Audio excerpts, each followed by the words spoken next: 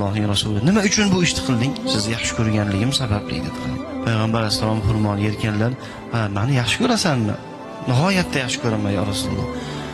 Agar dedilar Payg'ambar alayhisalom, meni yaxshi ko'radigan bo'lsang, qiyinchiliklarga, mashaqqatlarga, faqirlikka, musibatlarga tayyor turgin.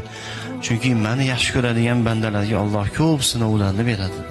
Meni yaxshi ko'rgan bandalarga Alloh shunaqangi faqirona, haqirona, oddiy sodda hayotni beradi. Boshiga musibatlar tushadi.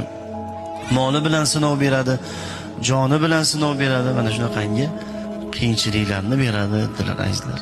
Shuning uchun bir inson masalan musibatlar to'xtamayapti bir insonning boshiga. Qaysi ishni boshlasa yurmayapti. Qorni och qolyapti kerak bo'lsa. Qishda yupun kiyimda qolib, bu faqat Allohni suyganligidan bo'lar ekan azizlar. O payg'ambar alayhisalom yaxshi ko'rgan bandalarga kelar ekan bunaqangi azizlar musibatlar.